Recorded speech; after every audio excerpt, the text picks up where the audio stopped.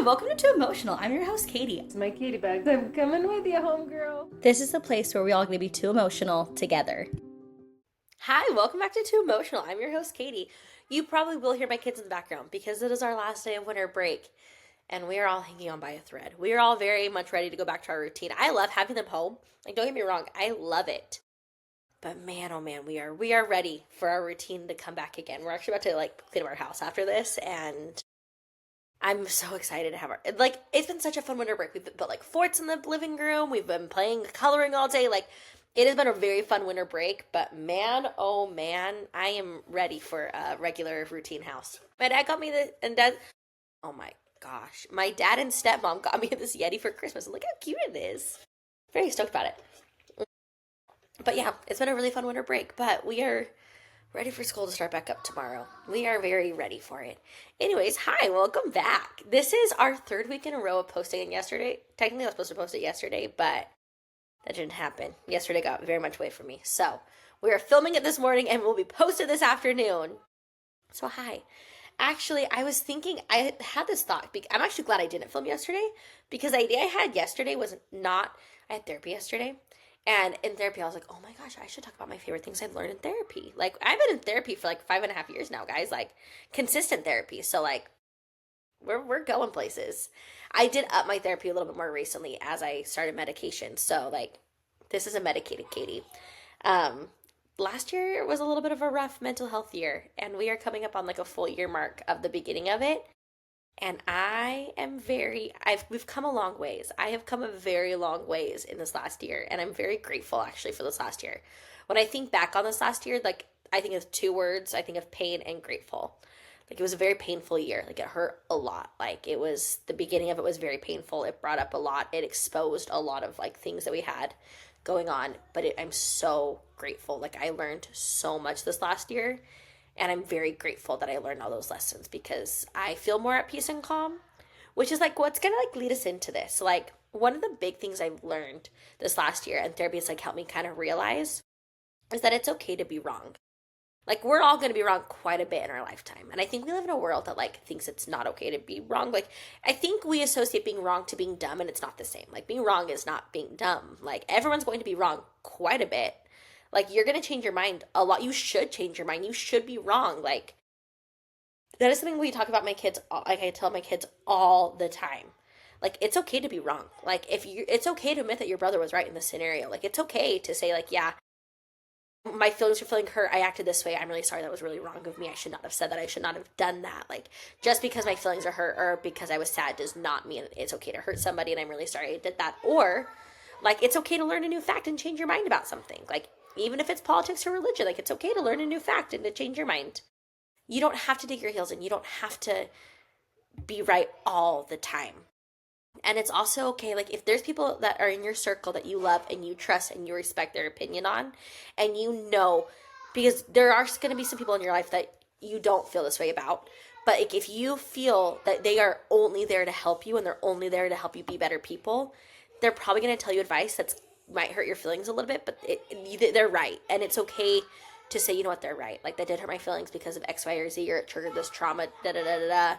Or I had this experience this last year where someone told me something about my parenting, and they were right, but it hurt my feelings because parenting is very close to my heart. It's near and dear to my heart, and I always put so much time and effort into my parenting, the way I parent. I think the long term, I don't overthink parenting, but I do put a lot of thought into it. I really, really think about my parenting, the way I do things, the way I talk, and the way I act.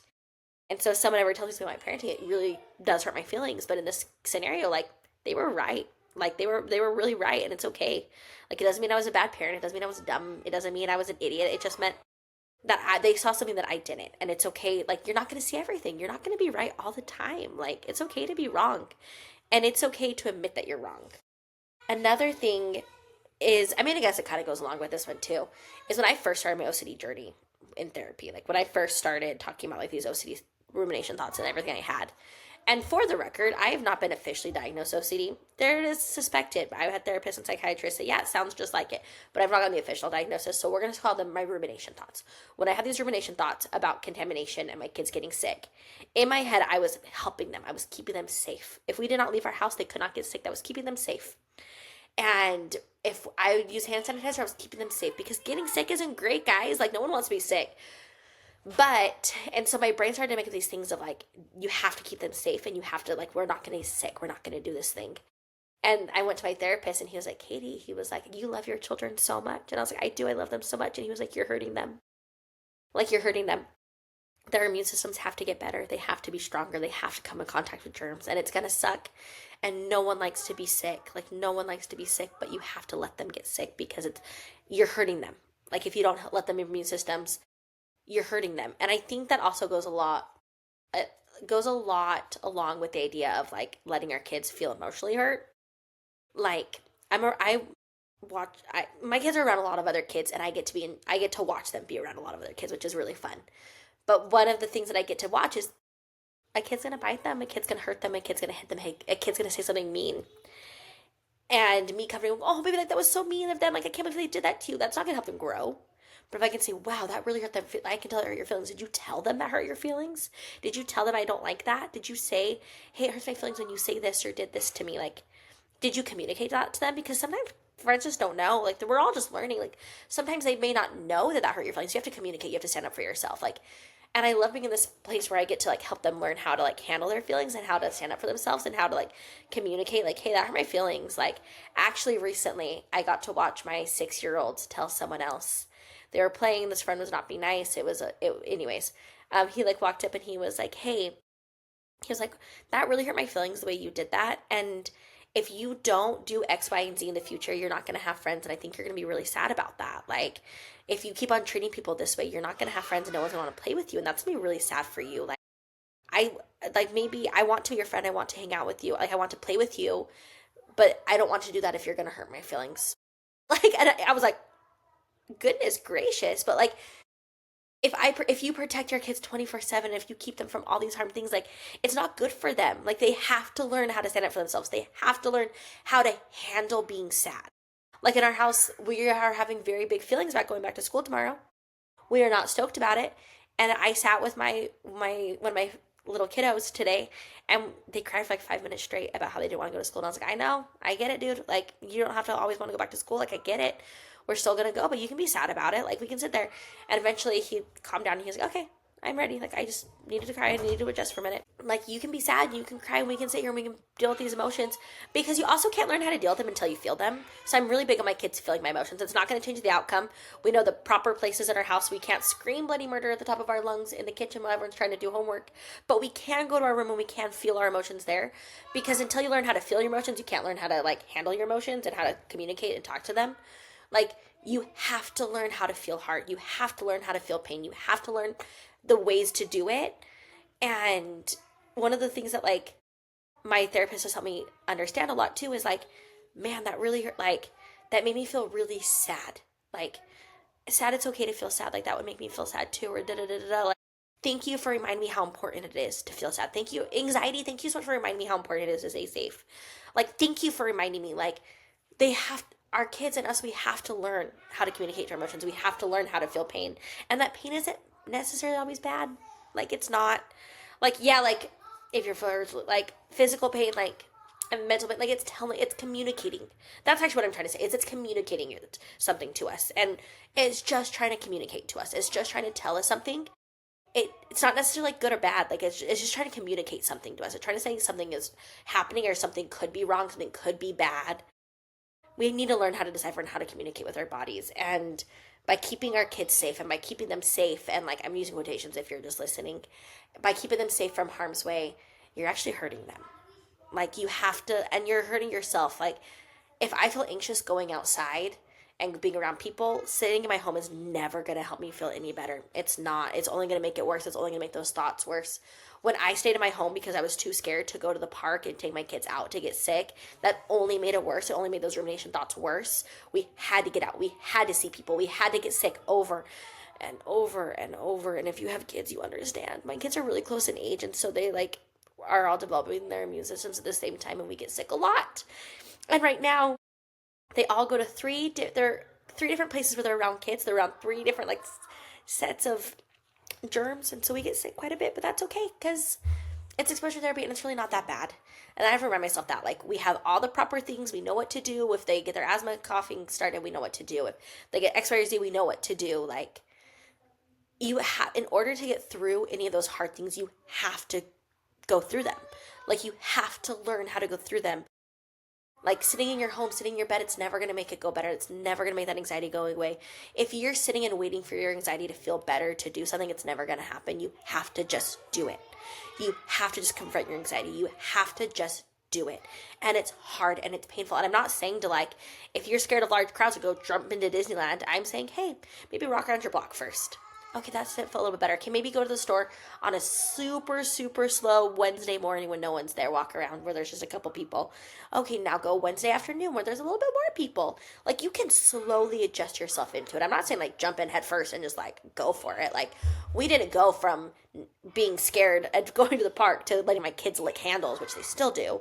But, like, I'm sure you can hear my kids in the background right now. They are having a blast. I don't know what they're doing. They're fighting something. They're having some adventure. They're having a blast. But anyways, we, like, keep trying to keep ourselves safe, and trying to keep our anxiety or our big emotions safe is never going to get us anywhere. Like, you have to just go for it. Like, start small, take baby steps. Like, oh, that's what I was saying. It's like just jump into, like, licking handles. We, like, we went to the park and I came home and we used hand sanitizer. We did not give them a bath. And then the next time I used we didn't, like, we, like, slowly adjusted. Like, oh, like, the first time they came home and we washed our hands. The second time we just used hand sanitizer.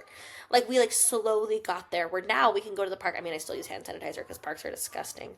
But, like, we can go to the park and it doesn't stress me out. We can go. I still do wipe down my grocery cart because those things are gross. And my kids still lick it. I don't know what it is about it. I have a 4 16-year-old. They still lick the stinking cart. But anyways, that's a side note. But we can go there now and they can sit in the car without me being fully anxious. We can go to the movie theater and I'll wipe down the tray and not the whole seat. Like, we've gotten there. Like, we've adjusted. I do still take some precautions because, we're not crazy here. But, like, I feel like they're normal precautions. Like, I feel like other people do these, not just me. Before, it was, like, crazy ridiculous. Like, my niece and nephews will go to the store and they'll tell them, like, my siblings, my in-laws, like, man, that's hand sanitizer. Aunt Katie loves that stuff. That's her favorite stuff. Like, I love a hand sanitizer. But, like, we take precautions. It's a little bit better now. But, like, I didn't get there by staying inside. I didn't get there by not confronting it. You have to confront it. And my therapist has taught me that. And he very kindly told me how much it's hurting my children to not confront my anxiety. I'm also teaching them to not confront their anxiety. And fun fact about getting sick is not just building their immune system, it's teaching them how to be kind human beings. It's teaching them how to take care. When you get sick, it doesn't just build your immune system. Like, one of the benefits of kids getting sick is it teaches them how to care for other people and how to be kind to other people, how to handle pain and how to deal with pain, because kids also have to learn. And I think we all know, like, adult or little kiddo who does not know how to handle pain. And it's probably because they've never really experienced it. Like, you have to learn how to experience it. You have to learn what it feels like to cut your knee, and to, like, I don't know, like, you need to learn to do all those things. And emotional pain is the exact same way. You have to just confront your anxiety and take baby steps, but you have to do it. If medication helps you get there, it can be temporary, it can be forever. Medication is just a tool. And that's also something I've learned in therapy, is that medication, I'm pulling up my notes right now so I can make sure I'm staying on track. Medication is just a tool. It is just a tool. It's just, what we're going into next is a coping strategy. It's just a strategy to help you. Like, I'm on medication right now, and it's great, and it's wonderful, and it's helping me come to a place where I can use all my coping strategies. It's just a tool. Like, it's not a magic cure-all thing. Like, it's not like you take medication and it cures everything and you don't feel anxious ever again. It just helps you. And if you're using it as that, it's not going to work out for you in the long run. Like, you have to learn how to use it and do the coping strategies and go to therapy and go to talk therapy and do all these things. Like, you need both of them to, like, survive, or to learn how to, like, handle and manage your emotions. And I think my favorite thing about going to therapy is learning all my different coping strategies, because there's so many different things. So when I explain this to my children, we explain it like a tool belt. You have a tool belt, and you also have a different tool belt for different things, because you need a tool belt for different projects in your house. Like, if I'm trying to hammer a nail, I'm not going to use a screw. Like, if I'm trying to, I don't know a whole lot. My dad's in construction. You think I would know more about this? I don't. I do know how to fix a drywall patch. I got you. If there's a hole in my wall, know how to fix that one. But you have a tool belt for different things and you use tools for different things. So if I'm feeling anxious, I'm going to use one tool belt. If I'm feeling angry, I'm going to use a different tool belt. So they all have different tool belts and they all have different tools, because sometimes when I'm feeling really anxious, one tool's not going to work, but another tool will. And it's nice to have options. And so when we're building our tool belt with my little kiddos, when they come in and they're like, I'm feeling X, Y, and Z, like anxiety's taking over headquarters, I say, okay, put on our tool belt, we'll put it on. What strategy do you want to use? Do you want to use, we call it unhooking? Do you want to take a break? Do you need a snack? Because that's a real big tool. Sometimes you just need to eat or take a nap. Um, like sometimes in our house, I'm like, you just need to eat some food. Um, anyways, so which tool would you like to use? Like, which one would you want to use today? And I think different coping strategies, I've always been a little bit nervous to talk about them online because I feel like you need different ones for like lots of different things. Like, my favorite one right now is called unhooking. My therapist called it an unhooking strategy, where we like, look, we touch our hands together, we take deep breaths, we push our feet into the ground, then we say three things we see, two things you hear, one thing you smell, one thing you taste. Oh, at the very beginning and before that, you say the emotion you're feeling, what your brain is telling you, and it's also really important to know that not every thought is true. Like, it's not. Like, not everything your brain is telling you is true. She actually worded it as like, it's like your brain is like a problem solving machine. So it's going to throw out every single idea. Not every single idea is right. And I think it's important to remember that just because your brain is telling you that does not mean it's right.